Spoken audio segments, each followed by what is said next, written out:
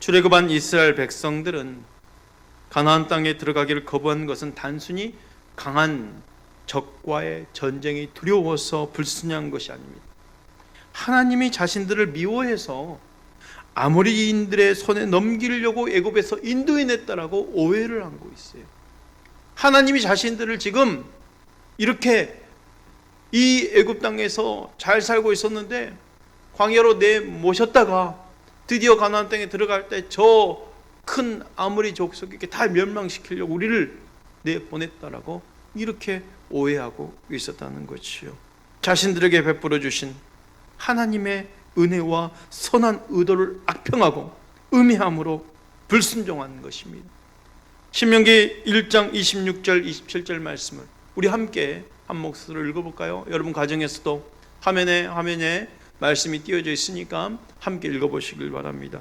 신명기 1장 26절 27절 우리 성전에 계신 분들은 화면 내리지 마십시오. 괜찮습니다. 내리지 마시고 그냥 성경을 좀 찾으셔서 함께 하면 좋겠습니다. 함께 읽습니다. 시작. 그러나 너희가 올라가기를 원하지 아니하고 너희의 하나님 여호와의 명령을 거역하여 장막 중에서 원망하여 이르기를 여호와께서 우리를 미워하심으로 아모리 족속의 손에 넘겨 멸하시려고 우리를 애굽 땅에서 인도하여 내셨도다.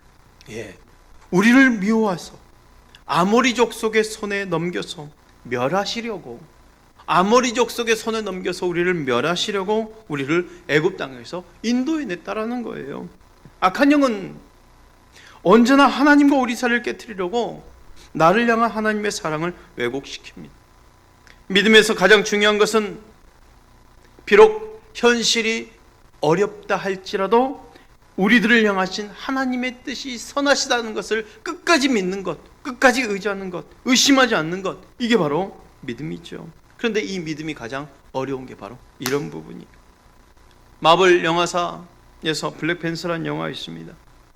어벤져스에도 등장하는 이 블랙팬서 주인공 체딕 보즈먼이 지난 28일 대장암으로 세상을 떠났습니다. 할리우드 배우 조시 게드는 보즈먼이 보낸 마지막 문자 메시지를 공개했는데 힘든 투병 생활과 코로나19 사태 속에서도 하나님께 감사하는 내용이었습니다. 문자 내용이 이렇습니다. 우리는 코로나19로 인한 격리 때문에 실내에 갇혔고 캘리포니아의 태양도 볼 수 없지만 이제 비가 멈췄고 오늘의 폭풍도 거쳤으니 지금의 공기가 얼마나 상쾌한지 느껴봐. 이 순간 숨을 들이쉬고 내쉬자. 맑은 하늘에 햇빛이든 어두운 구름으로 뒤덮인 하늘이든 하나님이 창조한 것들의 모든 순간을 잘 활용하고 누리자라고 이렇게 마지막 문자를 보냈대요. 할리우드 배우 조시 게드는 이 블랙팬서 주인공 보즈먼이 매 순간 얼마나 소중히 생각했고 하나님께 감사하며 살았는지를 알려주었습니다. 비록 우리가 올 한 해 정말이지 힘든 상황을 보내고 있어도 하나님의 은혜는 여전히 나에게 신실하다는 것을 우리는 믿어야 합니다. 비록 우리가 성전에서 모여 예배하지 못한다 할지라도 우리 예배 가운데 하나님의 은혜는 여전히 신실하십니다.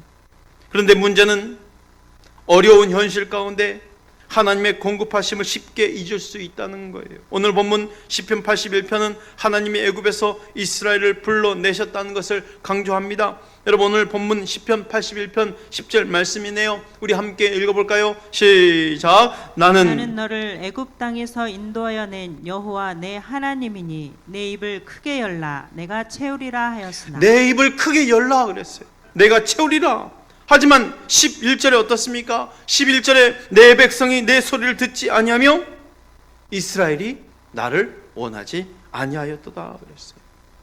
나는 너를 애굽 땅에서 인도한 내 하나님이다 라고 말했는데 11절에 어떻게 말하고 있습니까? 내 백성이 내 소리를 듣지 아니하고 나를 원하지 아니하였다. 하나님의 소리를 듣지 않는 이스라엘 모습이 나타납니다. 여기서 내 백성은 출애굽 시대의 백성뿐만 아니라 지금 시편을 읽고 있는 그 독자 현재 이스라엘에 중첩되고 있어요. 즉 이스라엘은 과거부터 지금까지 지속적으로 하나님의 음성을 듣지 않는다입니다. 그건 지금도 우리에게 동일하게 적용되고 있어요. 우리는 하나님을 알고 있어도 수시로 하나님의 소리를 듣지 않고 있으며 하나님을 원하지 않는 내가 원하는 나의 모습이 있습니다. 그 결과 어떻습니까? 12절에 이렇게 되어 있네요. 12절 말씀입니다. 함께 읽습니다. 그러므로 내가 그의 마음을 완악한 대로 버려두어 그의 임의대로 행하게 하였도다 그랬어요. 하나님의 소리를 들으려 하지 않고 하나님을 원하지 않는 이스라엘에 대한 하나님의 반응은 심판으로 나타났습니다. 하나님 그들을 유기해 버렸습니다. 그냥 내버려 두었다는 겁니다. 이스라엘은 원하는 대로 살게 되었습니다. 즉 주님께서 그들이 욕망대로 살도록 내버려 두셨습니다. 최종적으로 죽음과 멸망을 당할 수밖에 없다는 것입니다.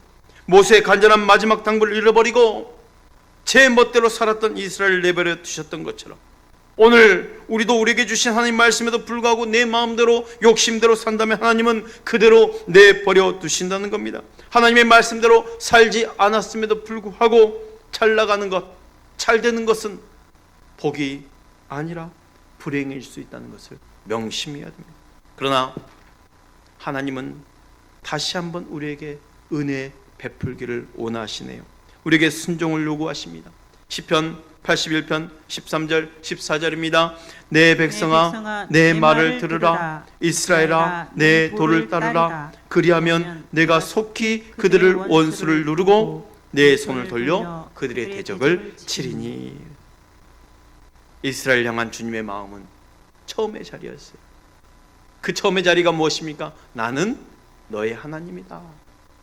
나는 너를 애굽에서 인도해낸 너의 하나님이다.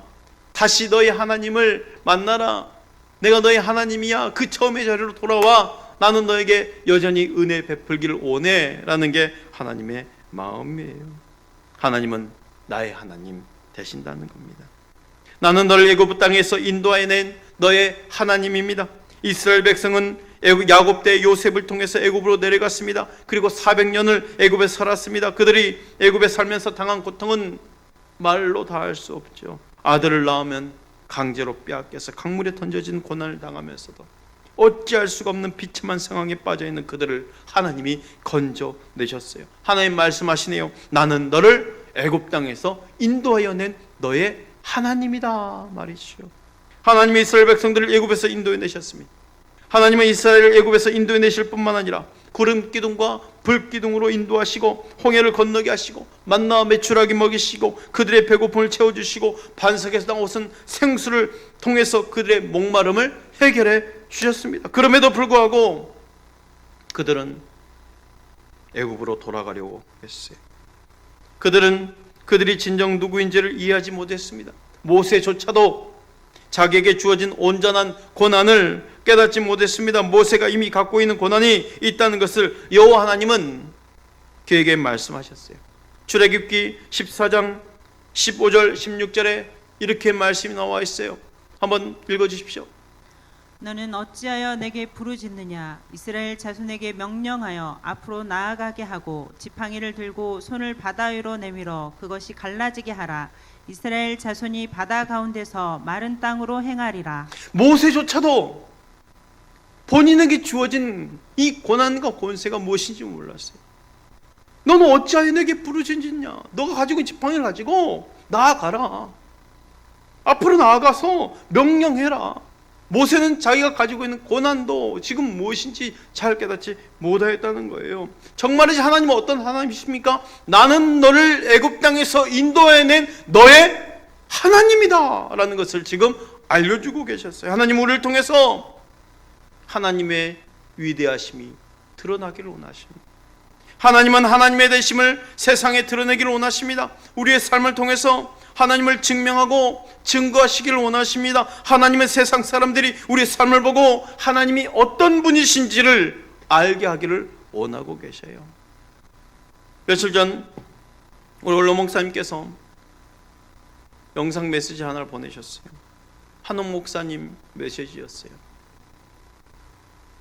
한옥 목사님이 본 교회 설교 전에 마치 한국교회 성도들을 향해서 정말 1호의 그 메시지를 보내는 그런 10분 정도의 내용이었어요.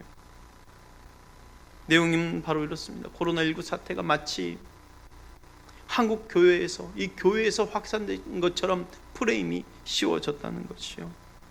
스타벅스, 대형마트 등등 곳곳에서 확진자가 나왔지만, 확진자가 나오면 그 확진자가 나온 그 지점만 잠시 폐쇄하고 또 방역을 철저히 한 후 다시 영업을 개최해 줍니다. 확진자가 나왔다고 해서 전국에 있는 스타벅스를 다 정지시키거나 전국에 있는 이마트, 롯데마트를 다 멈춰내지 않습니다. 그런데 지금 사회적 분위기를 보면 마치 교회가 코로나의 온산지처럼 슈퍼 전파자가 된 것처럼 프레임이 씌워져 있습니다. 현대인들의 동선이 얼마나 복잡합니까? 어디에서 어떻게 감염되어 있는지 모르는 상황은 전문가들도 말하고 있는데, 교회도 마찬가지겠죠. 다 외부에서 유입되어서 확산된 것인데 언론은 교회의 발 코로나 확진자라고 보도합니다.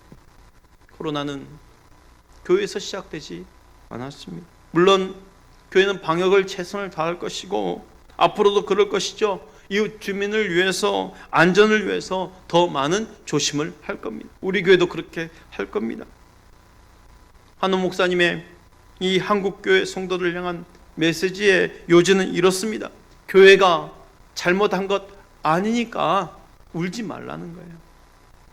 사회 분위기가 반기독교적으로 흘러간다 할지라도 기죽지 말라는 거예요. 여러분들은 잘못한 것 아니니까 말이죠. 사랑하는 성도 여러분, 예배드리는 것 죄가 아닙니다. 오히려 성전에 나오지 못한 것, 바로 그것으로 인해서 부끄러움을 느끼고 애통함을 가지고, 그래 우리는 곧 회복될 거야, 성전에서 예배를 나는 사모하면서 지금의 예배에 임할 거야 라는 그 애통함을 가지고 예배에 임하시길 바랍니다. 여러분의 예배는 절대 잘못이 아닙니다. 나로 하여금 선하신 하나님이 드러내고 그분이 나의 하나님인 것을 나타내 보이시길 바랍니다. 그 하나님 말씀하시네요. 내 입을 크게 열라 말이죠.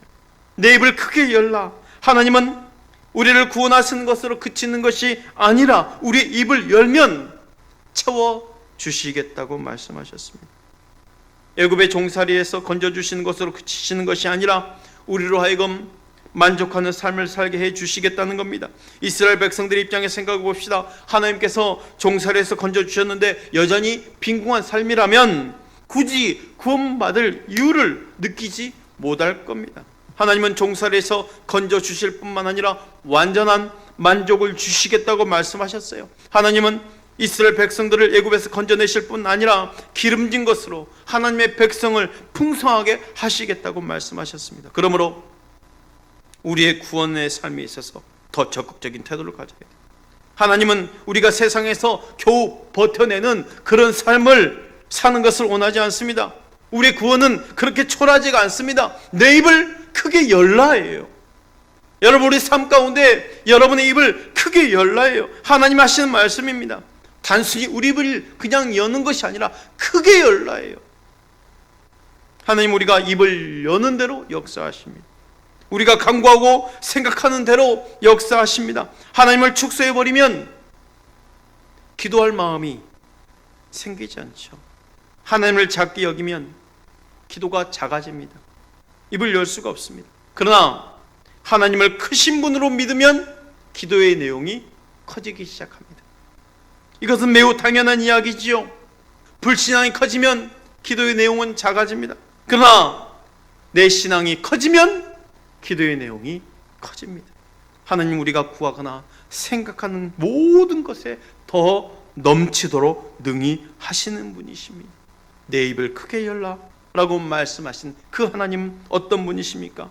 하나님께서 아무리 더 주시려고 해도 우리가 입을 열지 않으면 하나님 우리에게 주실 수가 없습니다. 그러므로 내 입을 크게 열라 라는 말씀은 우리의 태도가 중요하다는 의미예요. 기도에서 가장 중요한 것은 우리의 태도입니다. 기도의 내용도 중요하지만 중요한 것은 우리가 가진 기본적인 태도예요. 기도를 통해서 우리 안에 일어나는 변화가 무엇이어야 합니까? 기도하는 가운데 우리의 생각이 커져야 한다는 것이요. 기도를 통해서 크신 하나님을 만나게 되면 우리의 믿음의 분량이 점점 커질 수밖에 없습니다. 기도하는데 믿음의 분량이 점점 작아졌다면 우리 신앙을 돌아볼 필요가 있겠지요. 하나님은 우리의 태도에 변화가 일어나기를 원하셔요. 그런데 우리가 점점 기도하지 않고 현실에 반응하다 보면 하나님이 어떻게 됩니까? 하나님이 축소되지요. 기도의 내용이 작아지지요. 기도하는 가운데 하나님 앞에 구할 것을 구하지 않는 것에 대해서 본문은 어떻게 말하고 있습니까? 이스라엘이 나를 원하지 않았다. 기도가 적극적이 않았다는 것은 하나님을 원하지 않았다는 의미예요. 하나님께 바라는 것이 없다는 의미예요. 그러면 하나님께 구하지 않았다는 거예요. 이것을 불신앙이라고 하고 본문에서는 완악함이라고 표현하고 있어요. 하나님께 구하지 않은 이 이스라엘 백성이 완악했다고 그랬어요. 기도한 말씀을 통해서 우리의 생각이 점점 커져야 됩니다. 크신 하나님을 만나다 보면 우리의 생각이 커져가는 것이 정상입니다. 하나님의 관점에 세상에 보는 눈이 열리기 시작하고 사고가 열리고 긍정적으로 생각하게 되고 적극적으로 변하고 불가능한 것을 보기보다 가능한 것을 보기 시작합니다. 그것이 바로 믿음의 눈이죠.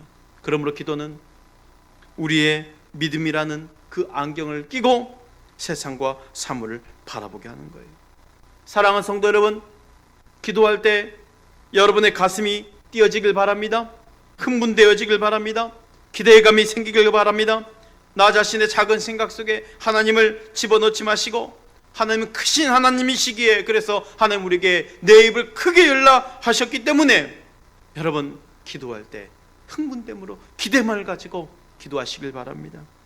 우리가 신앙생활 잘못하면 세월이 흐를수록 우리가 기도가 점점 작아졌겠죠. 기도 내용이 점점 줄어드니 구할 것도 없어집니다.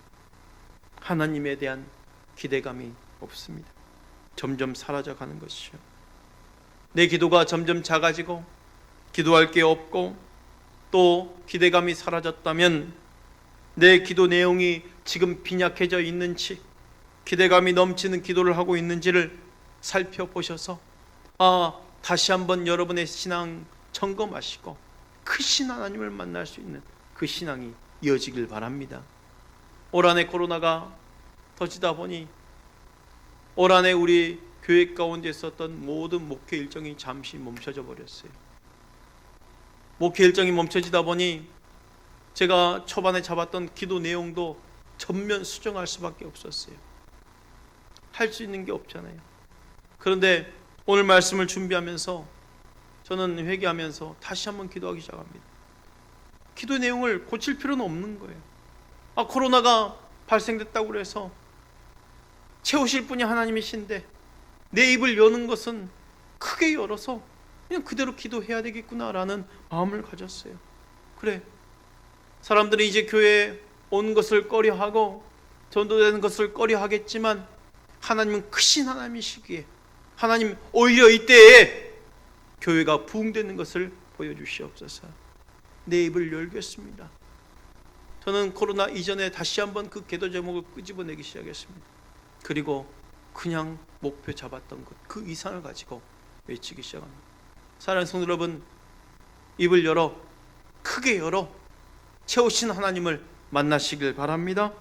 어려울 때 말씀에 잡혀 사십시오. 내 기도에 응답하신 하나님을 믿으십시오. 에베소서 3장 20절에 이렇게 말씀하고 있네요. 우리 가운데 역사하시는 능력대로 우리가 구하거나 생각하는 모든 것에 더 넘치도록 능히 하실 이에게. 내가 구하거나 생각하는 모든 것에 더 넘치도록 능히 하시는 하나님이십니다. 어려울 때 말씀에 잡혀 입을 여십시오. 하나님이 이미 우리에게 주시려고 준비해 두셨습니다. 우리에게 입을 크게 열라 말씀하신 하나님이 왜 입을 크게 열라 하셨을까요? 준비해 놓고 기다리시기 때문에 그러셔요.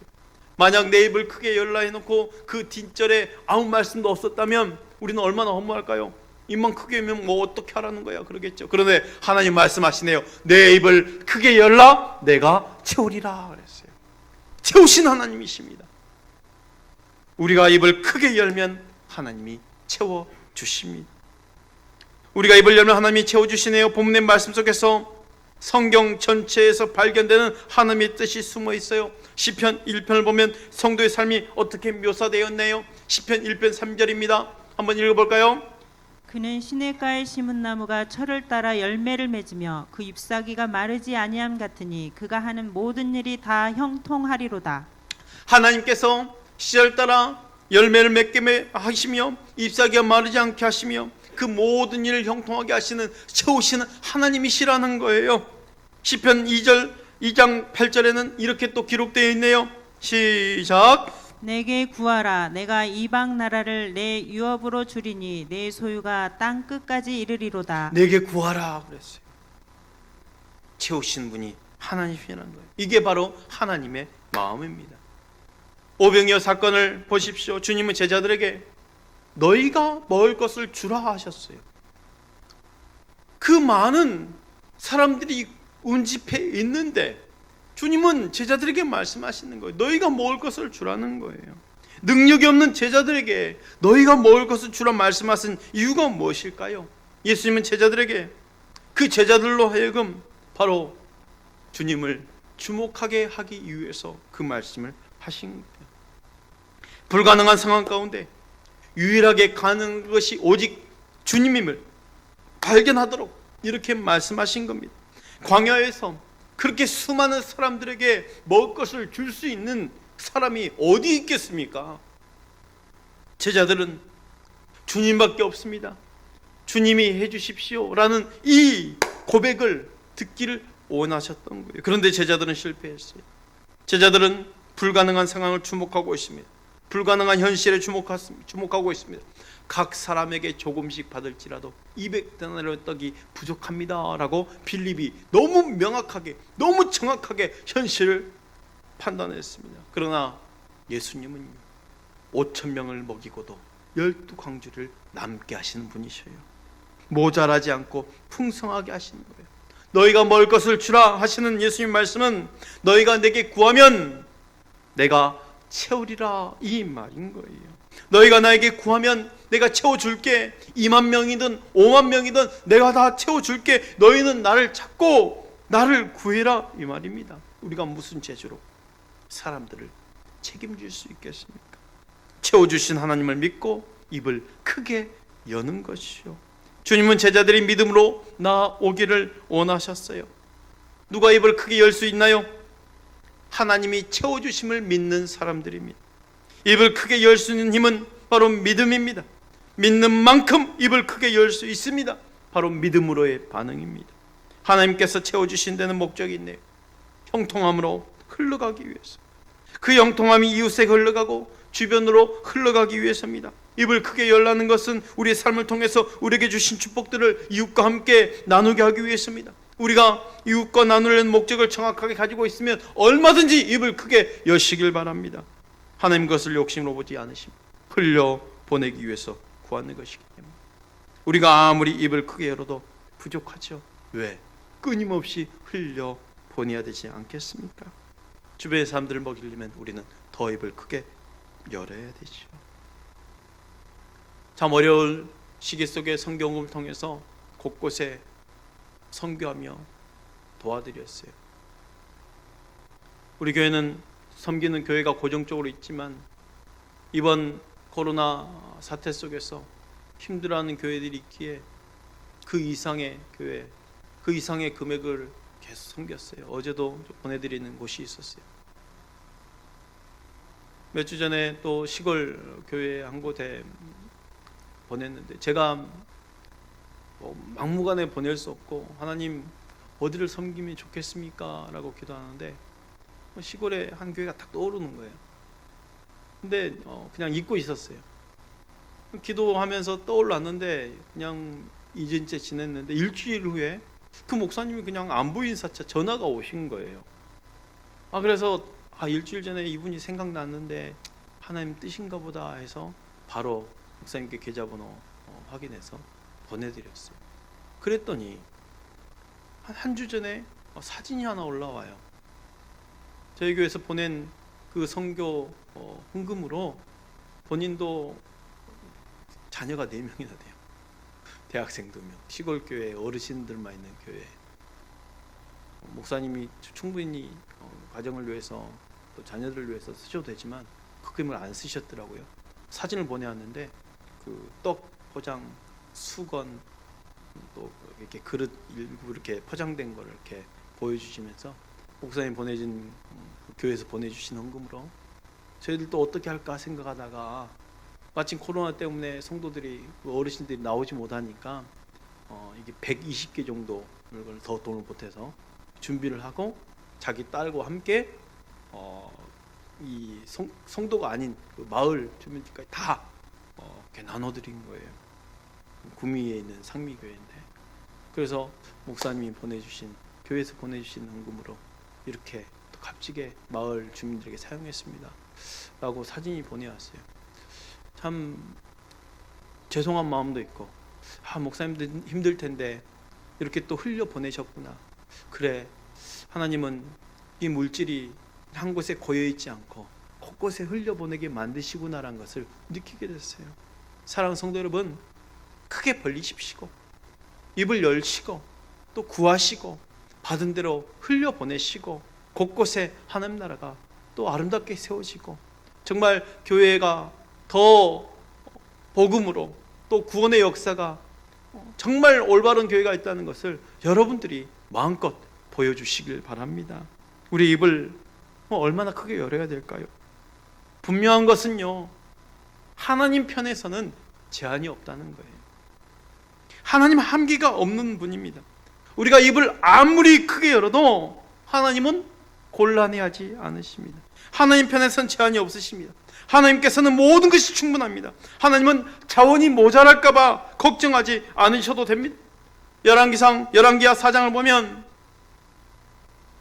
엘리사 선지자의 제들 중에 아내인 한 여인이 엘리사를 찾아와서 부르짖습니다. 당신의 종, 나의 남편이 이미 죽었는데 당신의 종이 여호와를 얼마나 경외하는지 당신은 아시잖아요. 이제 빚을 준 사람이 나에게 찾아와서 내 2 아들을 데려다가 종으로 삼고자 하는데 저희를 살려주세요 라고 찾아온 거예요. 그랬더니 엘리사가 묻습니다. 너희 집에 무엇이 있니? 물어봤어요. 계집종의 집에는 기름 1 그릇 외에는 아무것도 없습니다. 그럼 너는 밖에 나가서 모든 이웃에게 그릇을 빌리되 빈 그릇을 빌리되 조금 빌리지 말고 했어요. 많이 빌려라는 거예요. 될 수 있는 많이 빌려라는 거예요. 조금 빌리지 말고 내 아들과 함께 들어가서 문을 닫고 그 모든 기름에 기름을 부어서 그릇에 기름을 부어서 차는 대로 옮겨 놓으라 라고 했어요. 여인이 엘리사의 말대로 하였더니 그릇마다 기름이 가득해서 그 기름을 팔아서 빚을 갚고 남은 기름으로 2 아들과 생활을 하는데, 지금 그 흉년이 어떻게 됐습니까? 3년 6개월 동안 비가 오지 않았잖아요. 그런데 3년 6개월을 버틸 수 있는 그 어려운 가운데 생활할 수 있는 그 생활력이 되었다는 거죠. 만약 여인이 그릇을 조금 빌렸다면 어떻게 됐을까요? 기름을 조금밖에 얻지 못했을 겁니다. 그러나 할 수 있는 한 많은 그릇을 빌렸기에 많은 기름을 얻을 수 있었던 거예요. 기름이 언제 멈췄습니까? 더 이상 담을 그릇이 없을 때 멈췄다는 거죠. 하나님은 준비한 만큼 채워주십니다.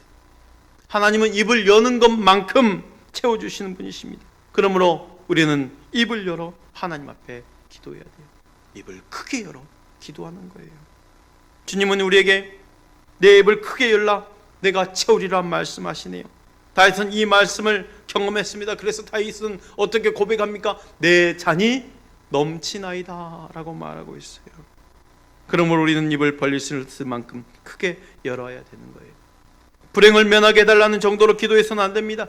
행복이 넘쳐 흘러 주변까지 행복하게 하는 삶을 살게 해달라고 기도해야 되는 거예요. 몸이 아파서 더 이상 아프지 않게 해주세요 라고 기도하지만 그렇게 기도하지 마십시오.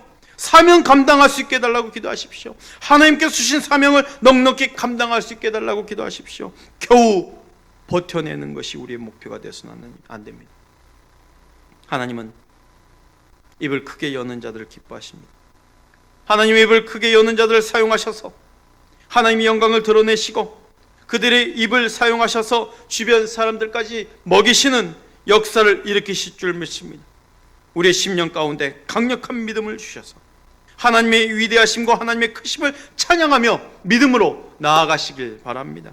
크신 하나님, 위대하신 하나님을 믿고 하나님을 향해 입을 크게 여십시오. 하나님께서 어떤 역사를 일으키실는지는 하나님께 맡기십시오. 여러분을 통해서 하나님의 영광이 드러나게 되기를 바랍니다.